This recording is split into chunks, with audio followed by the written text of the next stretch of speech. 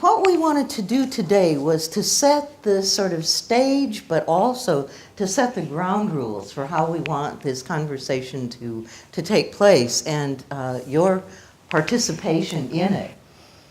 There was a political split, a difference in vision between Matilda Joslyn Gage and Susan B. Anthony that really came to the fore in 1889 and 1890 over the issue of whether the more radical wing of the women's rights movement should join with the more conservative wing of the women's rights movement. And they had very different visions that led them to very different conclusions about whether that merger should take place. As we began to discuss this between ourselves and think about, what are all the diameters, I guess, of this split, of this conflict, how can we begin to pull out the most important theme? And it really was that difference. What we decided was that we want to hold off the discussion of and the dialogue about the way in which the merger was effected, which is a major part of the disagreement that they had as well, whether or not it was done legally, whether it was done right. But we decided that until the next volume of the Stanton Anthony Papers comes out, which will really have the definitive primary sources on that, we'll hold that discussion off. And the other thing we decided to take off the table was, do you want to talk some about that, Deborah? It was about personality. It's been very interesting, the feedback that both Sally and I have gotten that we were going to have this conversation, because we've both gotten email and people who've said, you're really going to talk to each other?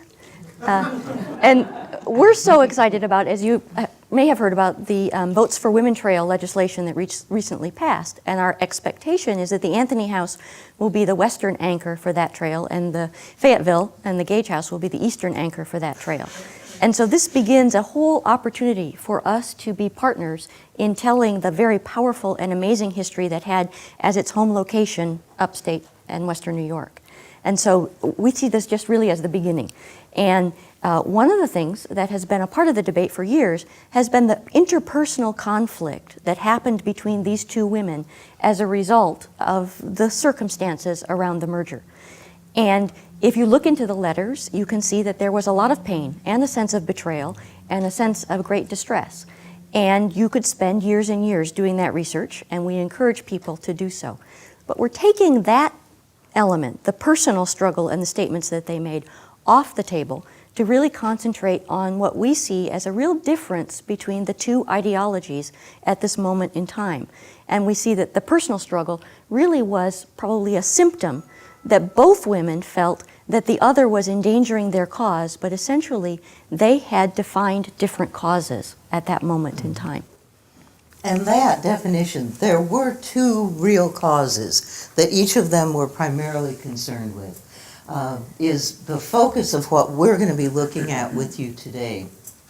As we talked about what's the best form for doing this discussion, we could rant and rave and scream and yell and choke each other. We thought maybe that might not be the most fair. No, Greg, I'm sorry. It's not going to be that. Mud wrestling? No. We took that off the table.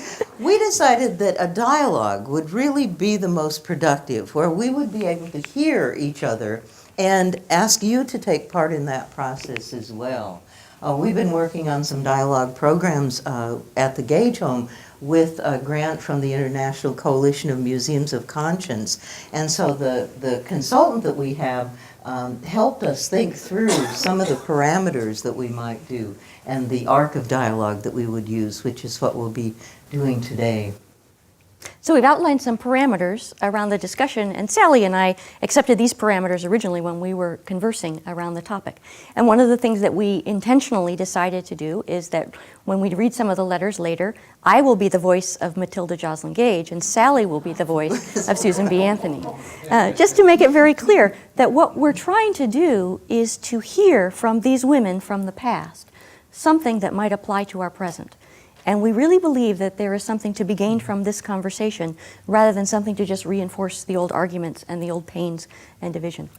So we've got outlined here some of our basic dialogue guidelines, and we'd ask you to join us in those. First, to be a willingness to listen fully and respectfully, and when we have you participate in the conversation, we'd like you to do that as well. To be aware of the air, to make space for different voices to be heard and new opinions to be heard as well. To have a spirit of inquiry and curiosity about the topic. Some of us bring a lot of investment in a particular one of these characters, and maybe not so much in the other, but to bring a whole spirit of openness around that. And to bring a patience. We all have different learning styles and different ways of communicating. Some are assertive and upfront, some are gentle and subtle, and to just be aware of that. And maybe, Sally, you could cover the ones over here. An agreement to refrain from attacks, judgments, or labels, so that we will make I statements and we will not call each other names. A willingness to hear divergent views. I think this is the place that growth happens, is when we have an opportunity to really hear in an open way what someone else sees. And I think, for me, I can say that this has already worked in the dialogue that we've been taking part in so far, that I've seen a perspective on Anthony that I never understood before, listening to Deborah. Acknowledge different life experiences. We come to this information and to this discussion and dialogue from different places in our lives. And one of the things that we'll do is to spend some time talking about what are our life experiences that bring us to this point. Wait, why am I talking? Before we make a statement, to think about, is this something that will pull and drive the dialogue further, or is this something that I'm wanting to hear myself say? Seek first to understand. Before judging, before arguing, think first, or try first to understand what the other person is saying. Claim your identity, don't label others, and exercise the freedom to change. I think Gage said the greatest lesson of her life was the one from her father, to think for herself. So she will instruct us to do that today. You might be curious now, where are we going with the ideologies of these two women? It's basically our thesis that Gage, through her work in the suffrage movement, had passionately engaged with the idea that the greatest danger to this young democracy, which was but 100 years old, was she saw real threats to the separation of church and state, and saw within the women's movement that there were those who were interested in uniting the two movements, so that in fact they could influence the government and bring their ideology to play in the government. And so she moves from being impassioned about suffrage to being greatly concerned about what she sees as a movement that she thinks will actually threaten freedom of conscience and threaten democracy. And Anthony sees democracy as the goal. And the goal that she sees as the most immediate, the most pressing, is that you've got to create it. And how do you create it? Well, if you have an oligarchy of sex, as the women described it, where men are ruling women, you don't have the full voice of the people. The first step, she believed, was to get everyone to the table. She didn't have expectations of what they would bring to the table or what they would do once they were at the table. You just get them there, and then you work out the differences that you have at a later time. So for Gage, bringing the wrong people to the table put the whole cause at risk. And for Anthony, who had a belief that democracy was self-correcting, you must first bring everybody to the table. So as we share the readings with you later, we've picked readings that we think reinforce that idea. But we want to engage you a little bit in our conversation. And does anyone have any sense about whether this conversation resonates with you or you're interested? We'd like to invite one or two people to share a comment if you'd like to. And in the meantime, the introverts in the group can get used to the idea that later we'll be including you in the conversation. We're assuming that there are high verbal and people with very high listening skills, and we want to even those out in the course of the afternoon. And we assume that this conversation is worth having. So is there anyone who wants to give feedback on what we've shared so far? Basically, I just want to reinforce the sort of major contention, I think, or the underlying purpose of the Gage Center in terms of bringing Gage's words to today's issues. And if this doesn't have to do with today, I don't know what does. So I'm delighted you're doing this. Thank you. Anyone else want to offer a comment?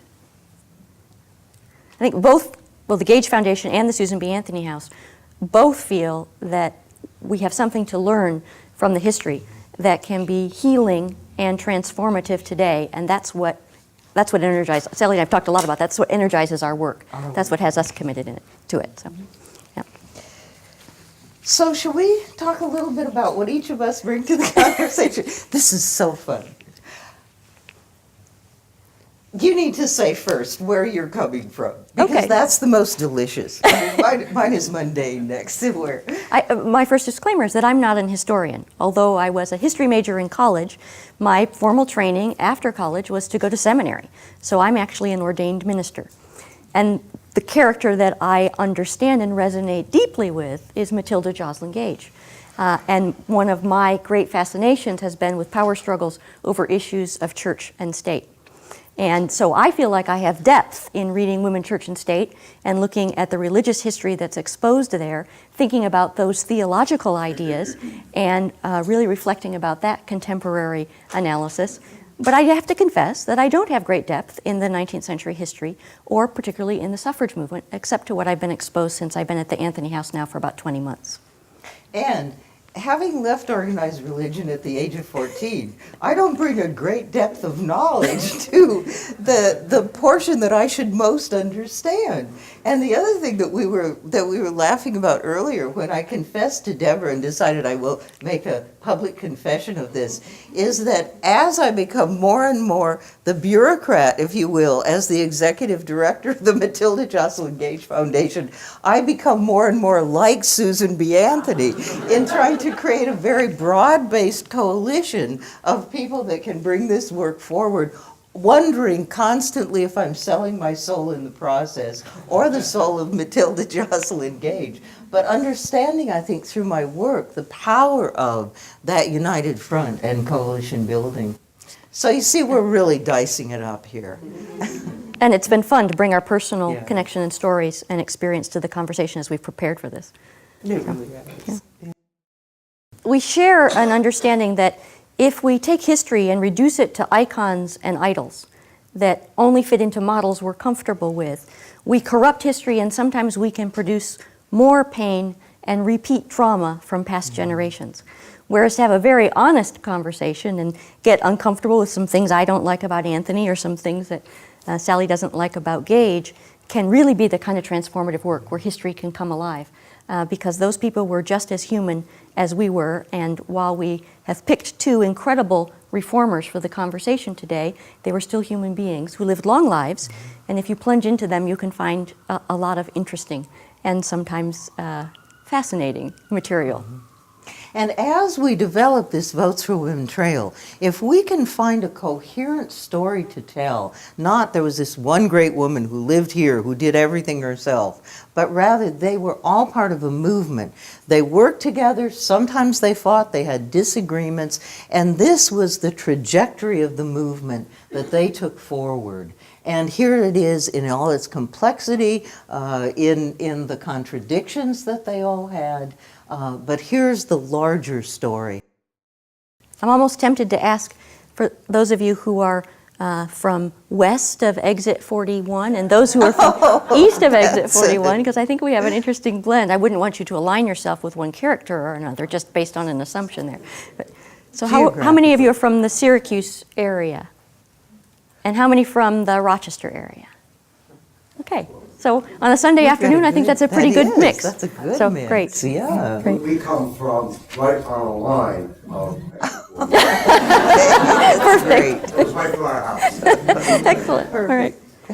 Should we read some letters? Yeah, let's Okay. read some letters. Okay. We had a lot of fun going through these letters, and I'd like to thank Sue Boland, who helped us pull these letters together. She's a chief docent at the Matilda Joslyn Gage home. And then we went through and edited and found their voices. And then I think Deborah had the suggestion, let's speak each other's voices, which I think it was your idea, Sally. Oh, I thought it was yours. Sorry. Okay, I will start as Susan B. Anthony. We'll give you the date of the letter, who it's to, and you'll begin to see how this argument developed, how this difference developed over time. This begins December 31st, 1888. Susan B. Anthony is writing to Frances Willard, who is the president of the Women's Christian Temperance Union. Our convention is to be held January 21st, 22nd, 23rd. How I would love to announce you as one of our star speakers, but I know so long as you lead your church women, it would not be the wise thing for you to do. But when you get ready to stand for suffrage pure and simple, apart from all other questions, come few or come many after, which no one will rejoice more, no one will hug you closer than Aunt Susan.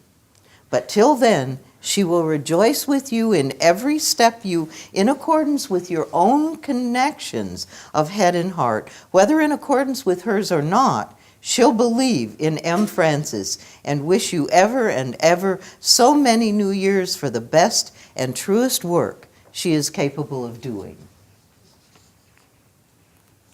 January 6th, 1889, from the National Women's Suffrage Association Proceedings. A letter's been received from Mrs. Matilda Joslyn Gage. Quote, "The money thief," she says, "contents himself with taking that which is external to the person. The spiritual thief cheats part of one's very being. He prevents the full development of the intellect and the soul. When the ballot is denied to woman, she's rendered incapable of fully becoming herself. She's not permitted to give the world her own opinions, clothed with due authority, but has the ideas of others imposed upon her in relations to all questions, spiritual, intellectual, and material. No tyranny equals this, no oppression so great as that imposed in the name of liberty." March 11th, 1889. Susan B. Anthony to Olympia Brown. I suppose your feeling of my change is the same as that of Mrs. Gage and Mrs. Stanton. That is, because I am not as intolerant of the so-called Christian women as they are, that therefore I have gone, or am about to go, over to the popular church. I do not approve of their system of fighting the religious dogmas of the people I am trying to convert to my doctrine of equal rights to women. But if they can afford to distrust my religious integrity, I can afford to let them. I believe absolutely in law, and that there is no mortal of us that can escape the penalty of any violation of law. March 23rd, 1889, Matilda Joslyn Gage to Mrs. Robinson.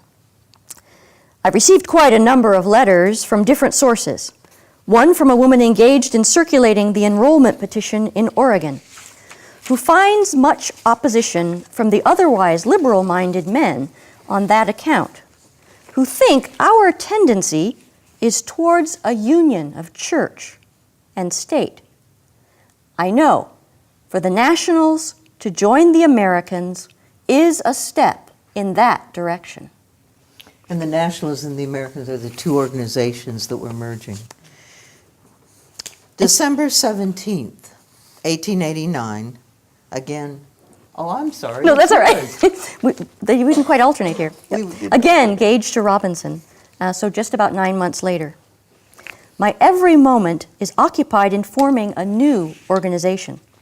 It will have one great foundation principle, i.e., to preserve the secular form of our government and individual rights.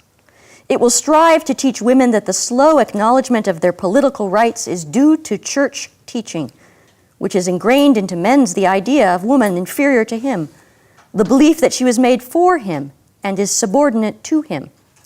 In fact, it will do what no woman suffrage organization has yet done: proclaim the fact that woman, slavery, as the old abolitionists said of Negro slavery, the American church is its bulwark.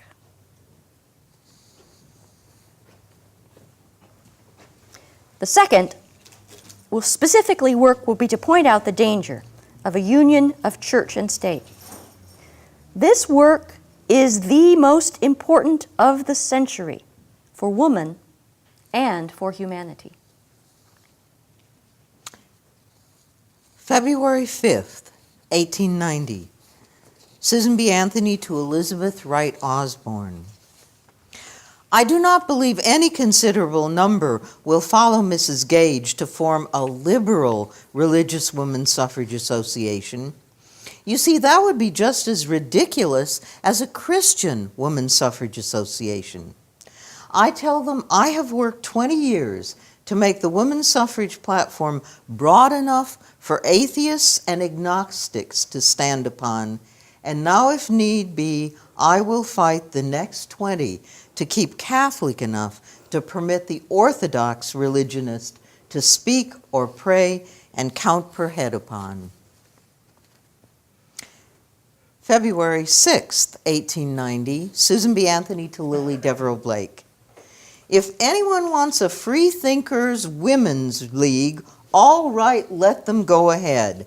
But a sectarian, narrow, bigoted, liberal religious suffrage movement will die before it is born. So let us all stick to suffrage. Gage to Robinson on March 14th, 1890. No one has fuller belief in the great infinite or in the invisible church. It is only the hideous, deceptive, irreligious form that I attack, based as it is on the belief in woman fall, woman first transgression, woman original sin, which rendered the sacrifice of a Savior necessary. I do not believe in a blind belief or faith without sight. My reason was given to me to decide with. I was created a revelation to myself, more authoritative to me than any book revelation which must be accepted on faith and on whose authority there are doubts. September 22nd, 1891. Anthony to my dear doctor. I do not like the spirit that refuses to work with anyone for our one end of political emancipation. Gage to Thomas Clarkson Gage. November 17th, 1891. The Christian Party in politics, backed by the Women's Christian Temperance Union with its 4,000 delegates at a recent convention, all aimed, knowingly or ignorantly, to destroy what civil rights the nation promises. Woe, woe, woe to America when the Lord, in shape of the priests, runs political life. The Inquisition will be resurrected, and you and I will yet be taxed to support a state religion. I almost wish to have nothing, or to move to Fiji Island, but shall probably stay and fight, and probably be imprisoned for my free thought and free speech. If you have not moral strength to go with me, you can Peter-like deny your birthright. The world has not yet heard my most radical thought. If only I possessed the tongue of an Ingersoll and the ear of the public. My best thoughts do not find utterance. I'm like a river dammed at its source, but boiling and raging all the more because of its confinement. Someday the dam may burst. I warn all to stand from under. Anthony to Asha Harder Reynolds in 1895. If I were demanding the enfranchisement of women as a measure of expediency to gain some particular end, I should think it necessary to go into a long explanation and make a tremendous effort to answer all your questions. But since I demand it simply on the ground of justice, and because I believe every intelligent person who is governed should have the right to give or withhold his or her consent from that government, no matter on which side of any question he or she may be, I would simply answer, no harm can come to a country which shall make this principle its foundation stone. If I knew that a vast majority of the women of the country would vote Presbyterianism into vogue and shut all liberal mouths, I would still maintain that all women should be enfranchised. Again, if I knew that the vast majority would vote the way the Catholic priest should tell them, I still would be for women's enfranchisement. And again, if I knew that the vast majority of the women of the country would vote with the saloon power, I would still insist upon it, that women should have the right to vote. I never try to prove to anybody exactly which way every woman will vote, for every individual woman of us will go to the ballot box and come just as near as we possibly can to voting in favor of our own hobby, whatever that may be. Thus, you see, I have no trouble in answering your question, will the enfranchisement of women benefit the country under all the existing circumstances cited? My answer is yes, no matter though the heavens should fall, but I always know the heavens won't fall when justice is done. So, do you get a sense of what this conflict is about? I sort of get a sense, but at the same time, I'm hearing they're both really arguing for the same thing and not, it seemed like at some point they would have recognized that that point and that they would have had more power in getting together. And I was also wondering how you chose the particular passes that you did, and you didn't include any letters from one to the other, which I think there probably were some, yes? There may have been. There may have been, and some of that will be in the next volume of the Anthony Stanton papers. Okay. But actually, all of the letters that we reviewed, even when they were talking about each other on a personal level, were to a third party, rather than directly to each other. The ones that we had. And Anthony burned, after she wrote the fourth volume, or the fourth, fifth volumes of the history of women's suffrage, she and her sister, and her biography, she and her sister burned all her letters, and we don't know what went up in smoke with that. And many of Gage's letters were lost. After her death, her daughter Maud had her letters, and the majority of them were lost. So we're really doing archaeology here. We're not doing, history as we wish that we had all of the documents. From what you were reading, the differences don't seem that pronounced unless they're talking against each other's movement. When they start talking about what they want for the women's movement, it doesn't sound that different at all to me. Yeah, it's interesting, and we took the personal conversation out of it, and they did say some things about each other that were hurtful. And I think and you left that out. we left that out. We did. That's for a later. That's really, I think, to get some context. Yeah. But what we wanted to do was to try to get to the heart. Because our sense was the issue. that personal wasn't the argument. Right. That was evidence that they both saw something at such great stake. And for Anthony, it was that if she didn't begin to build coalitions, the suffrage movement wasn't going to get anywhere. And for Gage, it was if you compromise yourself and build coalitions with the wrong people, she might have even said, if you sell your soul, then you have not achieved what we're after. And the key issue here probably is that, and it may not come through in the letters, is that we're really talking about the Women's Christian Temperance Union. That with the merger, the WCTU comes in. Now, Frances Willard, in her biography, the story is told that she received a visitation from God in which he told her she should work for women's suffrage in order to get women the vote. And so to bring her in was to bring in that faction. Now, this is where it really gets critical. There was a Christian party, which was a coalition party Gage calls it the Christian party in politics. It went by the name of the Prohibition Party. In 1889, they came within one vote in the United States Senate of declaring the United States God as the head of the Constitution and Jesus Christ as the head of the government. One vote in the Senate. That was supported by the WCTU. The WCTU was part of that Prohibition Party, of that religious coalition. Gage said, or a supporter of Gage's new organization, she talks about forming a new organization. She tried to undo the merger. When she was unable to do that, she went ahead and formed an organization that she describes. The principal thing was to look at the cause of why is it taking so long for women to get the right to vote. And she says that's because of the church. The idea that woman is to be subordinate to man, and that meant that if women were fighting for the vote, if they were saying, I want to vote, they were really going against the will of God in the minds of the conservative clergy and the conservative religious people in the country. Because to have equality with man at the ballot box would destroy God's divine kingdom.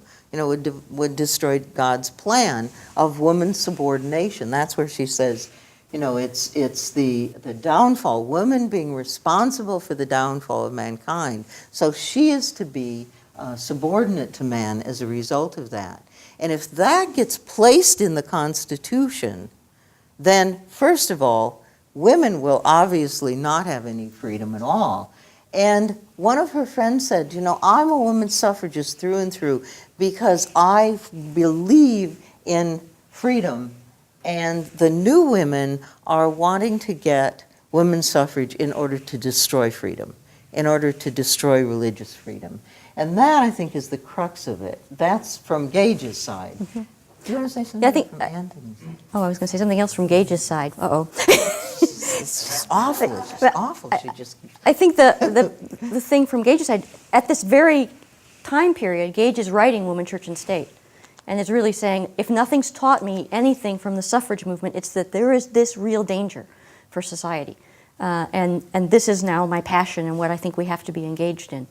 At the same time, you've got Anthony, who is learning to compromise, to really build coalitions and to say, if we can bring people to the table, we can move this ahead.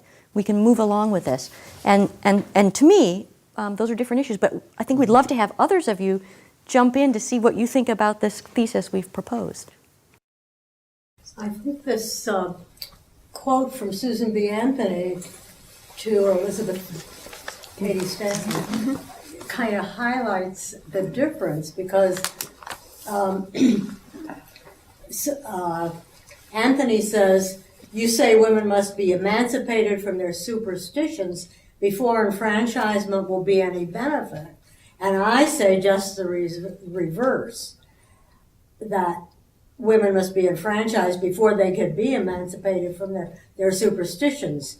So you will have to keep pegging away saying, get rid of religious bigotry and then get political rights, while I shall keep pegging away saying, get political rights first and religious bigotry will melt like dew before the morning sun. Now, it's not clear why either of them thought that the one would lead to the other, that getting rid of bigotry would lead to emancipation, or that getting political rights would melt bigotry. Well, that whole layer of discussion about who should be empowered to vote is, I think, some of the most uncomfortable parts of the 19th century history, because of the debates among the suffragists about should someone be educated, what do you do about recently emancipated people? Do you then not enable them to be enfranchised because you feel that they're not capable of making appropriate decisions? Do you rule out everyone who's a recent immigrant to the country who doesn't necessarily have a grasp of the English language before allowing them to go to the ballot box? And a lot of the women in the movement who I really like, when I read what they said on some of these issues, it's incredibly uncomfortable, their assumptions and statements about that. And so it's an interesting question. And another thought with that is, in terms of why were they thinking that? I think that, or where did they come from with that? I think Gage was concerned because the reality that women were more religious conservative, or more conservative religiously, more the goers to church, the supporters of church, that they would be more likely to vote God into the Constitution than men would. And the concern was that if the freedom of religion is taken away from us, it's not going to matter who votes.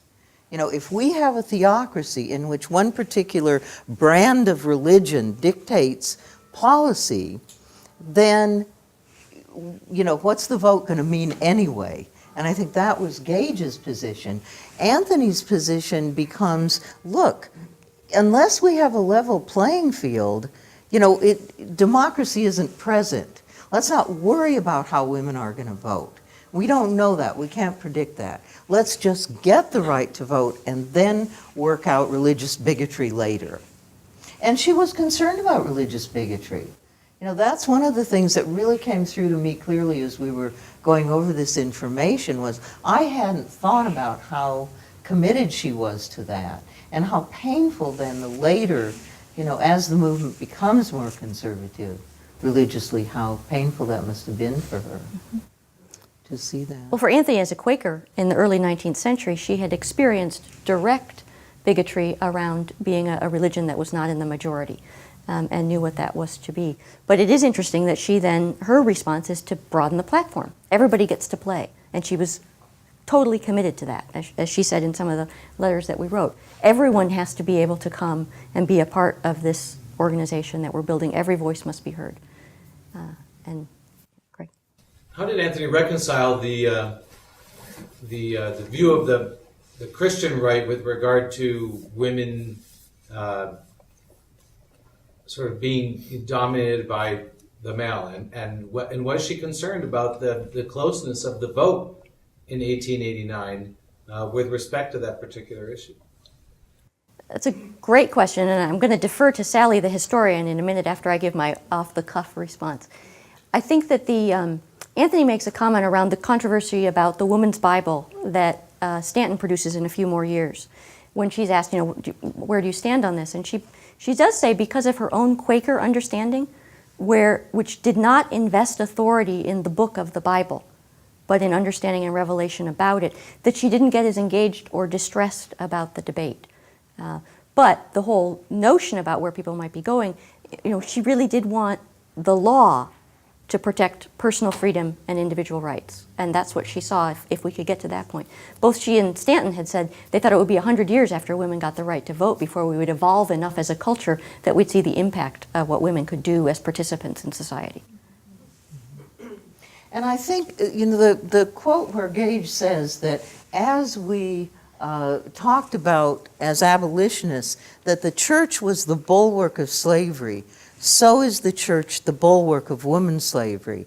And I think that tells a lot about where she was coming from by this time. By 1890, they had gone through the abolition movement, all three of these women, in which the abolitionists were pretty uniformly agreed that the church was responsible for slavery. Reverend Samuel J. May from Syracuse wrote a book in which he basically charges even the Unitarians, the most liberal, that if the churches had spoken against slavery clearly and early, there would not have been a civil war. He places the Civil War squarely at the foot of the churches. By the 1830s, there was not a single denomination as a denomination that was opposed to slavery. And ministers were slave owners, and slave owners were given communion, and, the churches began to split over that. And the Quakers, one of the ones that split. But the track record of the church was not good in terms of slavery, and the track record was abysmal in terms of women's rights. So they've been fighting everything from wanting to wear pants when ministers said they'd go to hell in a bushel basket because Deuteronomy said the woman shall not taketh unto herself that which pertaineth to man, from that through to having their property rights, rights to their children, all based on the idea that woman is to be subordinate to man. And ministers were all over preaching sermons against women voting, because it would really, the arguments are so similar to the religious arguments about an issue today. You know, the same destruction of the family, marriage will be destroyed if men are not in control of marriage. You know, you've got to have somebody in control telling the other person what to do. But very, very similar arguments that were made. And so this is what they're bringing into that moment. You know, it's that the church is the bulwark of women's oppression. And Stanton initially said to Gage, this is the great work of our life now. Stanton said, the true enemy of women skulks behind the altar. And that's what we need to go after. At the same time that Anthony was increasingly seeing the need to get the vote and then work out other issues later. So that's the sort of trajectory course that they're going on. And I think As I see it. there's an interesting piece when we look at 19th century, the religious context, because there were some themes that were clear. Indeed, since Constantine, the greatest reinforcer of what the church said had been the state. And one of the greatest stories around that is revisit Henry VIII and what was going on around church and state through all of his wives. So Gage was not making it up. There had been any number of historical cases where the state was more involved in religion than indeed the religion was itself. In upstate New York, we had such diversity of religions. We have Quakers and Shakers and Oneida colonies. We've got the burned over district and evangelicalism and the whole sorting out of, are we converting people for heaven or are we converting people for how they will respond in their social system? We have Baptists and Episcopalians and Presbyterians who are doing more of the teaching and educating, but we've got whole new immigrant groups that are bringing their context. It's hard to cast a blanket over 19th century religion. But we can know that for these women to be engaged in these movements in any way was to be radical, which was the name that they claimed. To be asserting this, whether it was the state that opposed you, which is why we didn't get suffrage until 1920, or whether it was the church or the local community or the local press that opposed you, to be taking a stand on any of these issues was radical, which meant you were a threat to society if you could be heard, and then you would have to pay the consequences of a response to that. Go ahead. We know that Gage was well-read and very much a researcher in history and knew where women had come from in historical perspective. What do we know about Anthony in terms of her knowledge of that? Wow, are there any of the Anthony people who could answer that question better than I can answer that question? Could you ask it again, please? We know that Gage was well-read and well-researched, and especially in terms of women's history. And the comment you made about revolutionary versus evolutionary is extremely profound. She knew that women had not gone through an evolution, that they actually had lost. I'm trying to get a sense of how much Anthony had read about that, how much she understood some of the historical past. If she was as much of a researcher and had the knowledge of history that Gage did. She's a great student of history, and we could actually, I'm sorry that I'm not equipped to answer that question, but we actually have the list of all of the books that were in her library, which would give us a great sense. Because I think that might help explain some of the different perspectives. Yeah. Anthony sent her entire library to the Library of Congress, and in the front of each book, to the frontispiece, she added a comment about why that book had been important to her. And so we have a phenomenal resource about what literature was important, but I'm afraid I don't have the depth to respond to that question.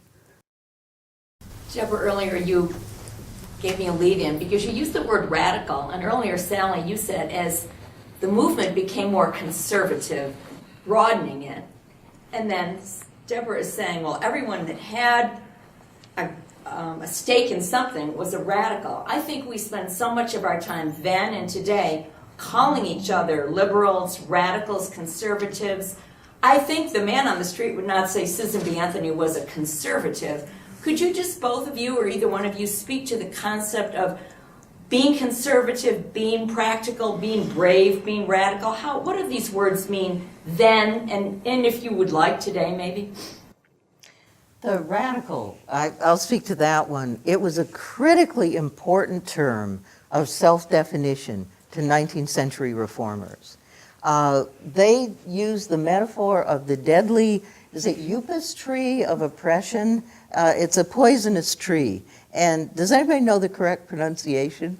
It's one of those words that I've read and read and read and never heard anybody say. But it's a poisonous tree. And what they said was that if you cut off the limbs of the tree of oppression, what's going to happen? It's going to get stronger.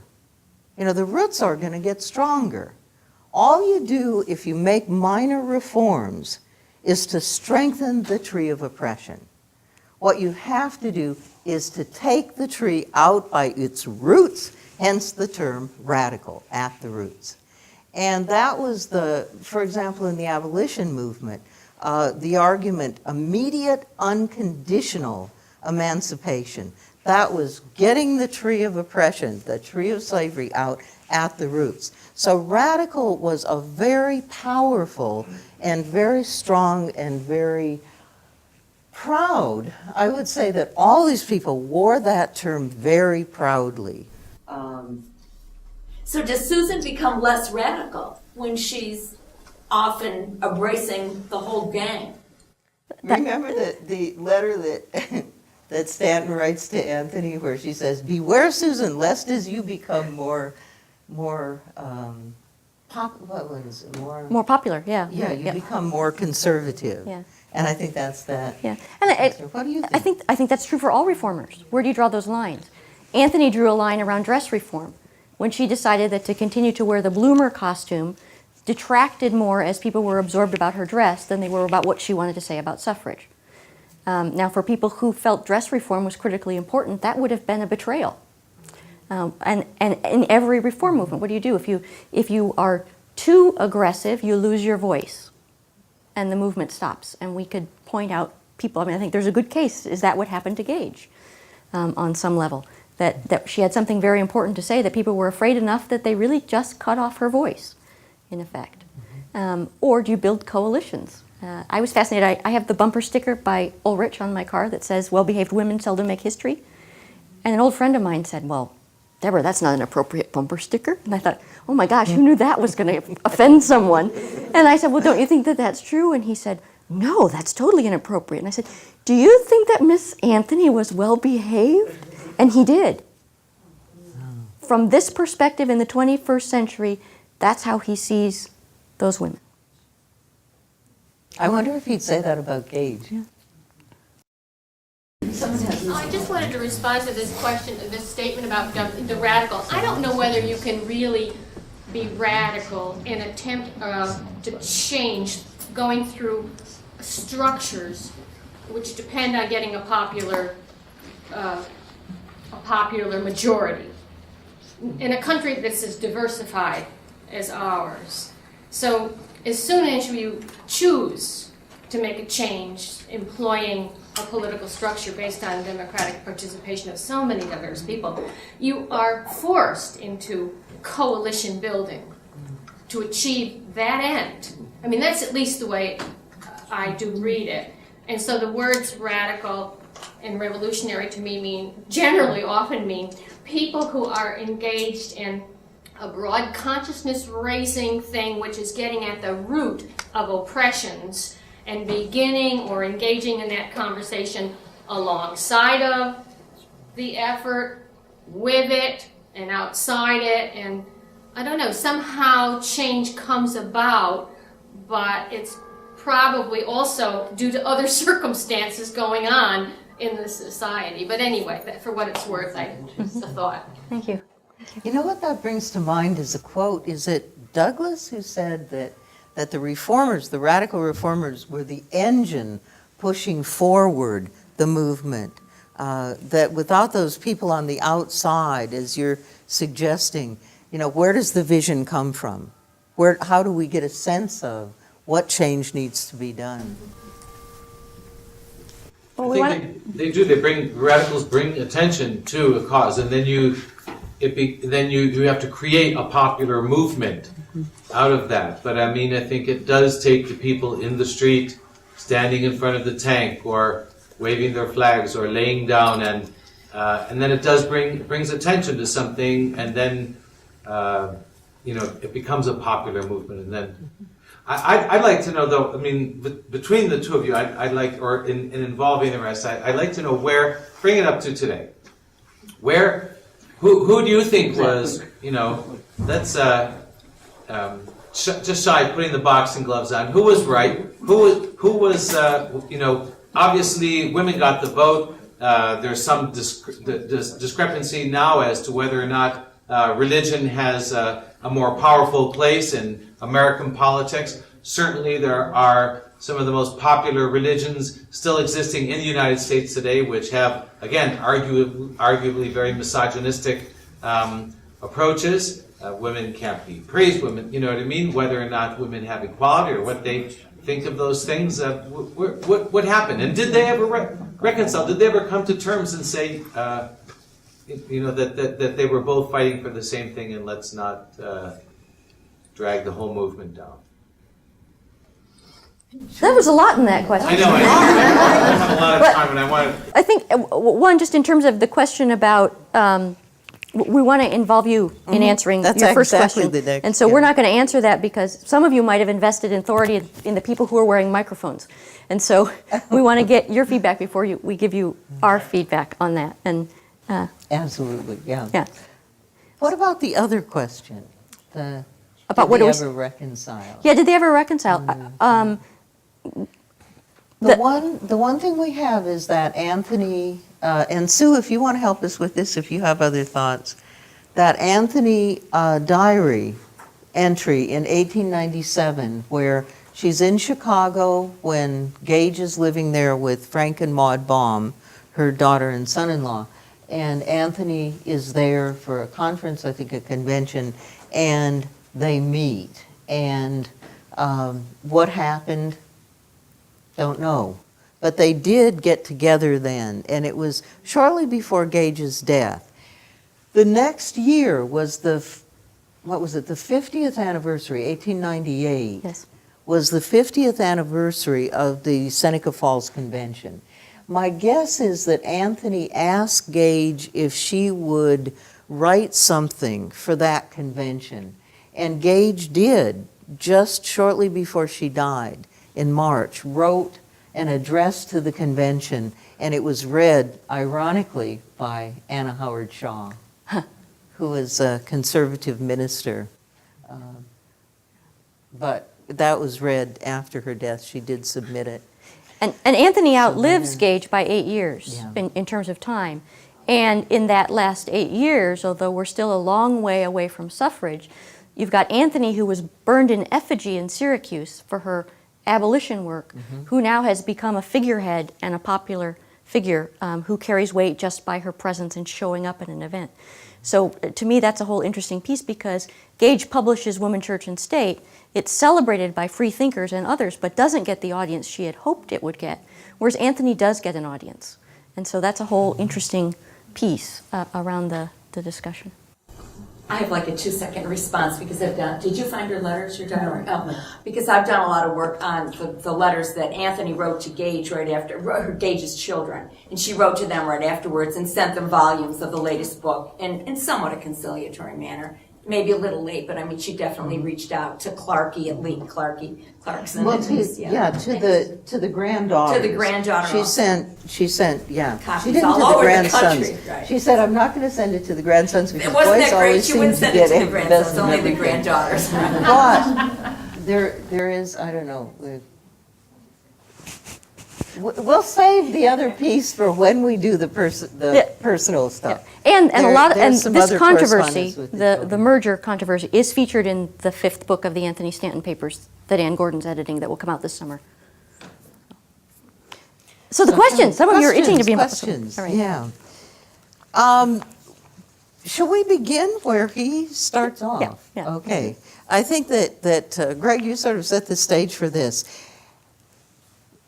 small groups, either one person or a couple of people that you're sitting close to, take a few minutes to think about this. Have we accomplished what Anthony wanted in a democracy? The full enfranchisement for women on all levels, not just the vote. So spend some time thinking that through, would you? Now, just that, I always wonder about this study. To the lower salaries. Well, it does adjust. Women are always behind the age. That's why colleges and universities are being asked to doing that. John, and they say, you know, like in Syracuse, and so AAUW has shown that in our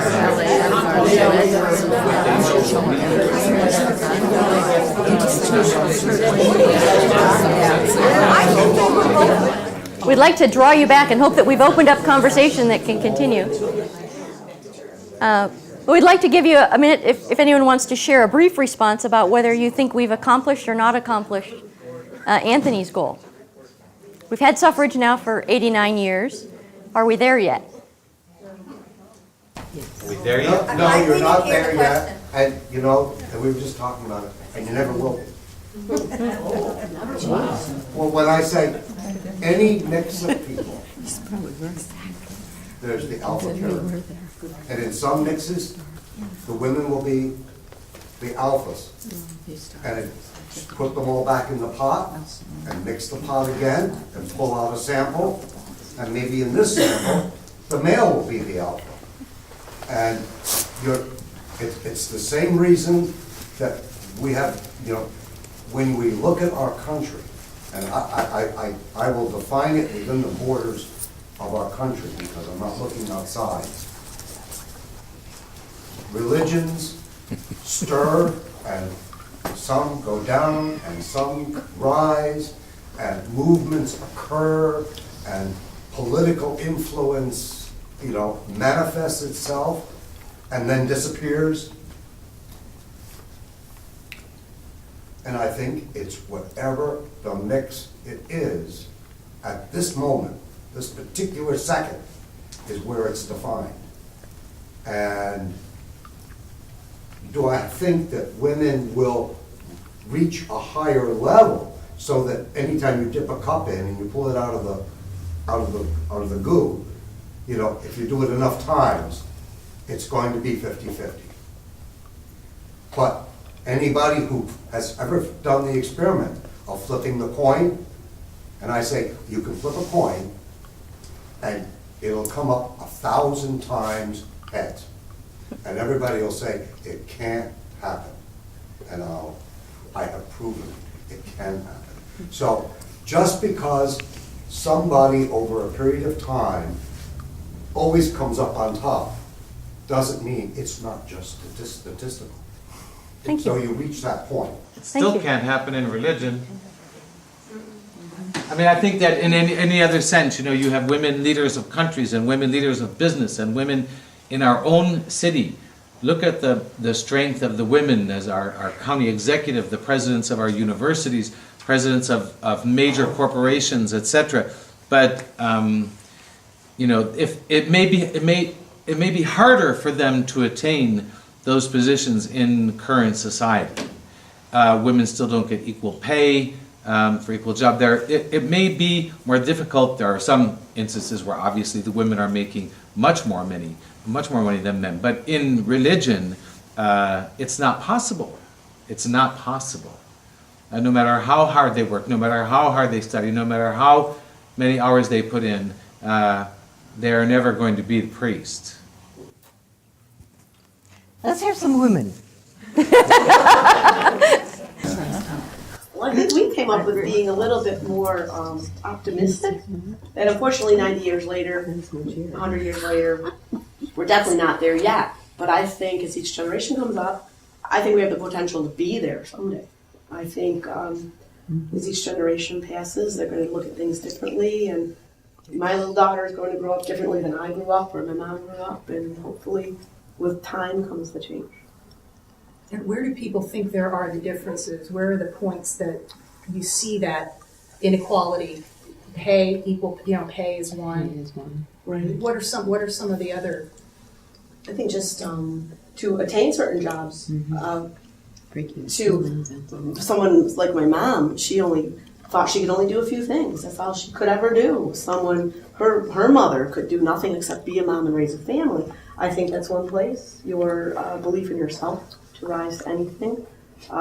Education, except for the cost, there's no limit. But I think each generation feels more strongly about their own worth.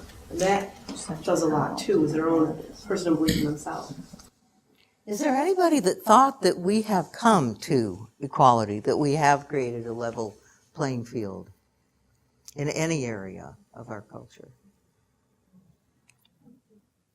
I'm sorry, you're not allowed to speak again. You're dominating the conversation, and I'm going to quiet you. Is there anyone, just hands, is there anybody who thinks that we have achieved equality? No, okay. Okay, we're going to keep you for about 10 more minutes. We're going to move this along as quickly as we want can, you to, which is why to talk again about another question. We've talked now about Susan B. Anthony and her focus, but now the question is, thinking about Matilda Joslyn Gage's concern about separation of church and state. Has she been heard? Have we moved forward or have we moved backward today? Take a few minutes. Okay, we'd like to bring you back again. I could crow. That's the only thing I know how to do that's loud. I can do a rooster. Oh, I do a great rooster. do a great. I can't whistle. She just said I do a great rooster. I said, I want to hear your rooster. That's impressive. We like to draw you back, and as we get some responses, just a reminder that we want to hear from more people in the room. So if you've already talked, we want to hear from some other people. But you don't have to leave. Scared of boy. So there was a lot of volume in the room. What was your response to that question? And think about, if you can, synthesize your thought as quickly as you can so we can hear as many voices as we can.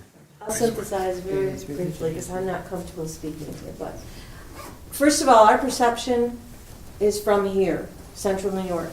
And I just came back from experiencing a different perception in Georgia.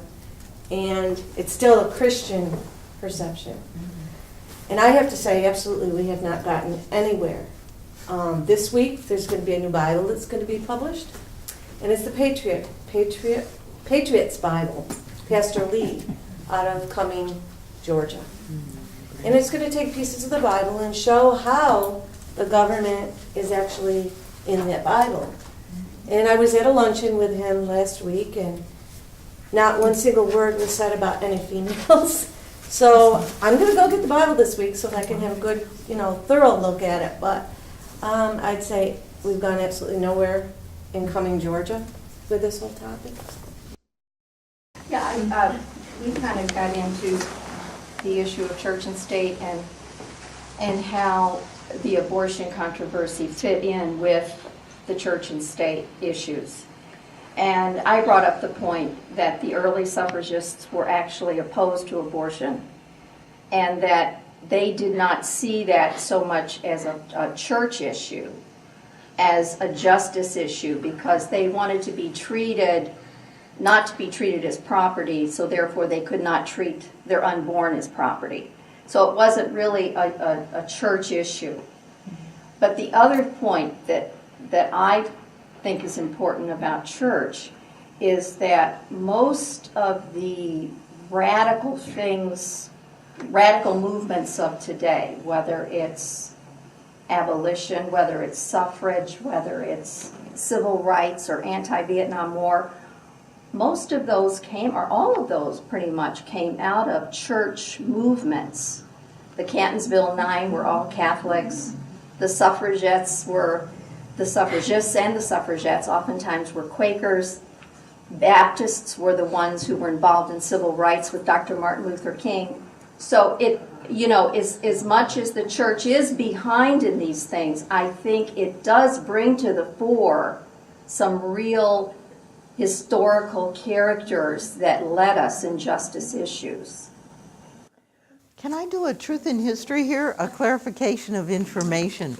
I think that in understanding abortion in the 19th century and the women's position on it, it's really critical to separate out abortion as a very dangerous procedure during that time that men were forcing women to do, and reproductive rights. And I'll give you a couple quotes. Matilda Joslyn Gage said, "For a woman to birth an unwanted child is a crime against the mother and a sin against the child." And Elizabeth Cady Stanton said, "A woman should be free to choose to birth or not, depending upon her judgment, her conscience, and her desire." So just a clarification. But the whole faith foundation of, slavery was fought through on the issue of religion, both pro and con. I think that's an important point to make. Well, I'm trying to censor myself in my own religious context. I think, and I'm not going to, I think that both Gage, and we read one of the quotes from Gage where she says she does believe in the great inspiration, and Anthony would have credited the source of their inspiration to be something of the universe that was grander than themselves. And I think that that's true at the core of a lot of people who have been religious who've been in social movements. But I think that the institutional religious organizations have rarely been at the forefront of social movements. But we could have a great conversation around that one. Yeah, Sally, I just want to say that I think that, you're partially right. I think that but they really called abortion child murder. I mean, they called it prenatal murder. I mean, so they were very strong in their language as far as whether or not the medicinals that were used were safe or not safe for women. That's a definite given. But they, on top of that, they knew that that's what it was, and they were very clear about. But they did support, obviously, reproductive choices as far as they wanted birth control. They wanted reproductive freedom as far as whether to conceive. And I think there's still a lot of research to be done on that, because the particular time period that the quotes that they're talking about abortion come from are all during the Revolution, and we know that there's some concern about who was funding the Revolution and what information needed to be placed in there because of the person that was funding it. And also, I think that the information about, how did their ideas develop over time, what was happening during that particular 1868 to 1872. The Comstock Acts were being enacted, abortion was legal and birth control wasn't. Was that a political stance to oppose one particular form in order to? I think there's a whole lot of research that continues to need to be done, but I just wanted to clarify that the reproductive rights, and I think we're agreed on that, the reproductive rights stance of these women was very, very strong.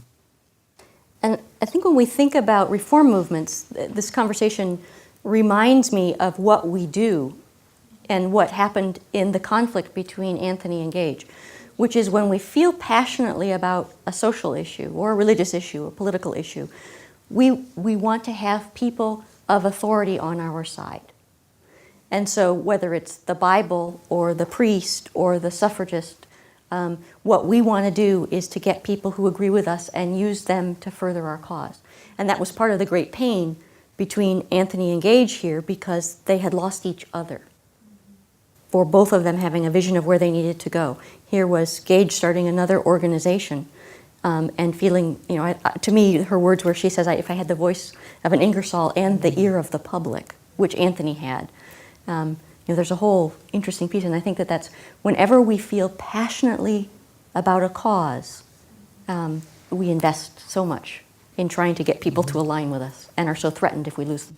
I have a question as an audience member, and as Matilda Joslyn Gage and Susan B. Anthony. Looking back now, all these years later, do you think the women could have come together at one point, should have gotten together at one point? Could either of you seeing your character doing something different?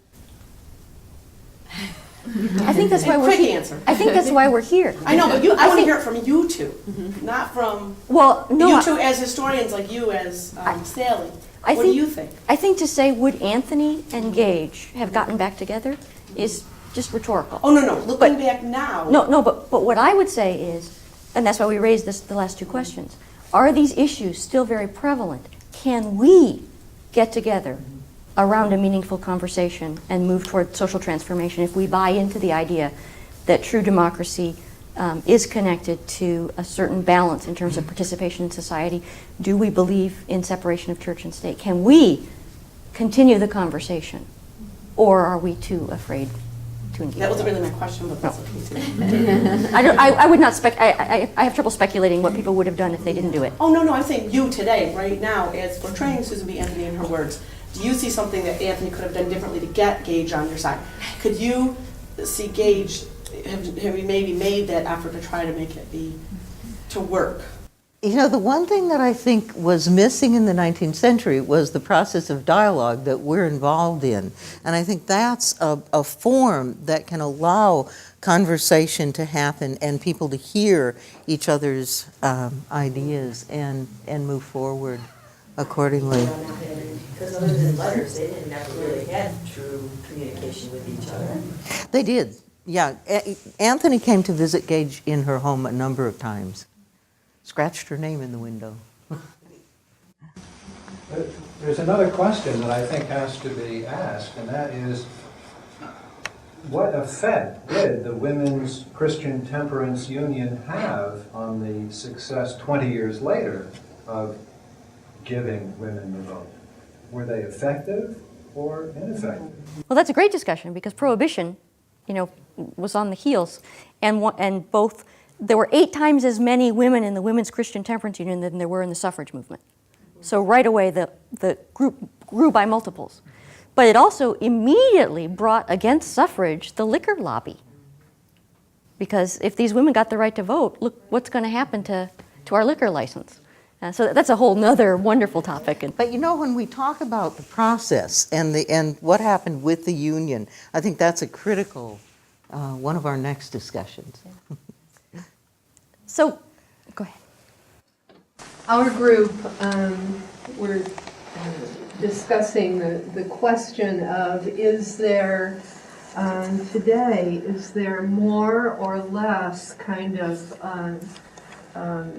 infringement of church in the affairs of state? And when we began to discuss it, I think we thought, a lot more. It seems like, it's much more vocal. The battle seems to be joined on either side.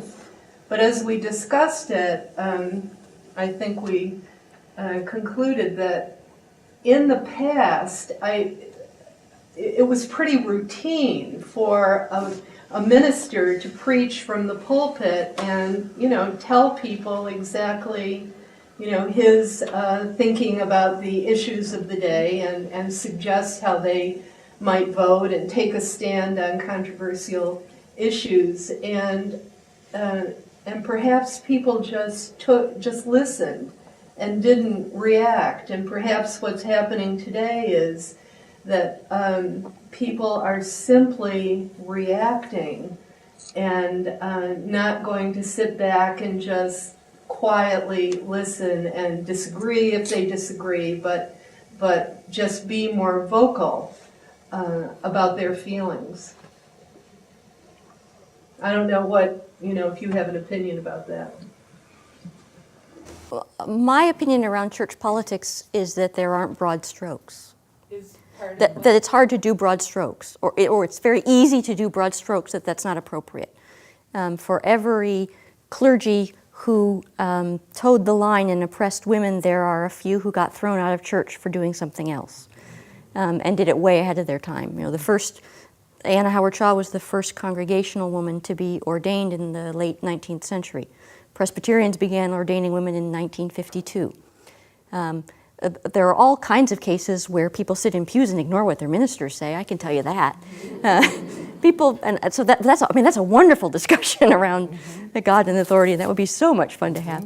But I think even, when Carol raised the whole question, church has been absolutely dramatically involved in social change and also has shut down social change. Individual people, I think that's a whole, when I worked for the pension board of a national denomination, I'm an ordained woman, and I went to visit a church to help them get disability benefits for one of their employees. And the pastor felt the need to leave out the back door because he could not shake my hand because he had preached so consistently that women should never be ordained. So I pulled up in front and he went out the back. We have a free amendment of free speech. This is something what make the democracy can go. Even it will be the church separate from the politics. It's to me very obvious. If the church beliefs belong to the principle of privacy, and governing is belong to the public.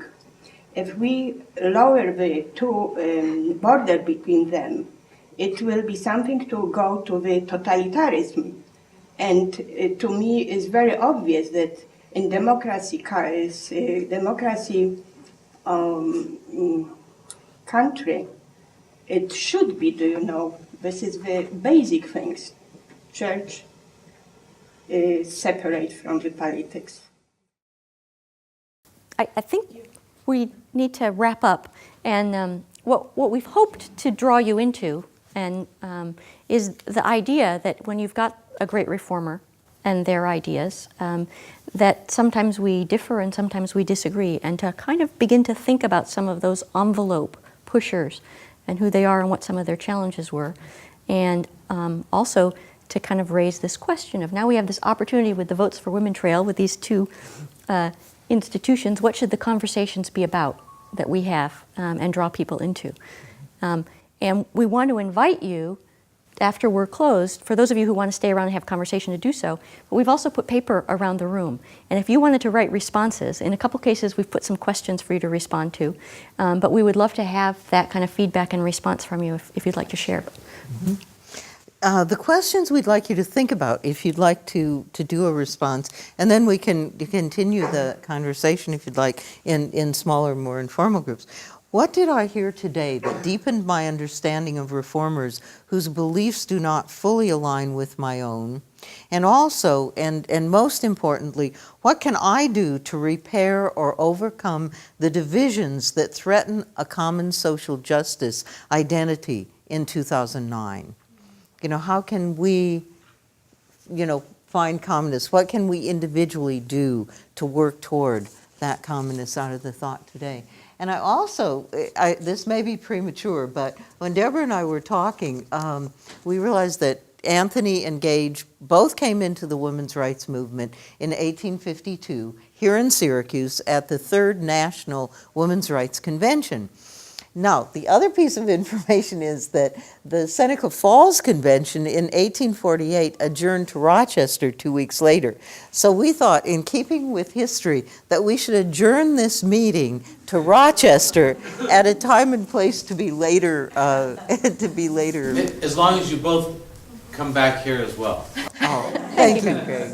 Thank you for this opportunity. It's been really fun. Thank you.